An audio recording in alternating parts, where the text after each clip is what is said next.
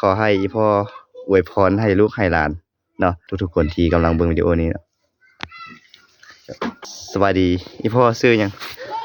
แพงซี่ชื่อแพงศรีเนาะอยู่บ้านโพนสว่างเจ้าในโอกาสปีใหม่สากลแล้วก็ปีใหม่ของพ่อขมุแม่นบุญเกลอหรือว่าบุญเต็ดนึมเนาะบุญเครือบุญเต็ดนึมในโอกาสปีใหม่นี้อยากให้พ่ออวยพรปีใหม่ให้ลูกหลานเนาะหรือว่าให้ทุกคนที่ว่ากำลังเบิ่งวิดีโออยู่เนาะโดยเฉพาะแม่นลูกหลานที่ว่าไปเฮ็ดเวียกอยู่ทางไกลเนาะอยากให้ขอให้พ่ออวยพรเนาะอวยพรเป็นภาษากะมุแล้วก็จึงคอยอวยพรเป็นภาษาเราลมเนาะ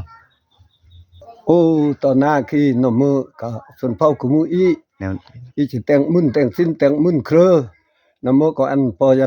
ลำลือพือลำอยู่อันพอสนวกอันพอสนไม้อันพอคึดอันพอคันอันลืออันตรอ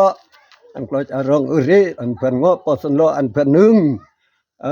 นำมือนั้นจะลือ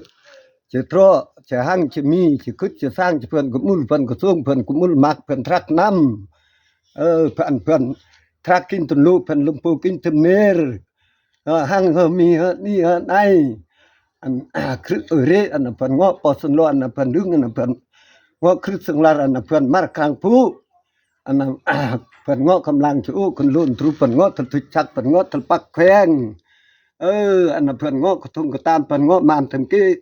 ลูกหลานมานซ่องกุ้งข้างมานเมืองอันนลำพื้นลุยัดหรือหลอกหลอทุ่งยืดข้างวางชั่วสาธุความคุมู่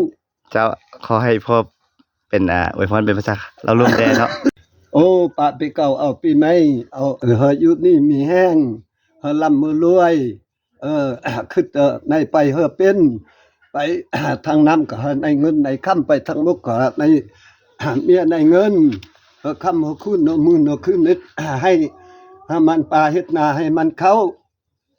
ให้ลุ่มรวยในเมียในเงินในค่ำเจ้าขอบใจหลายๆอีพ่อก็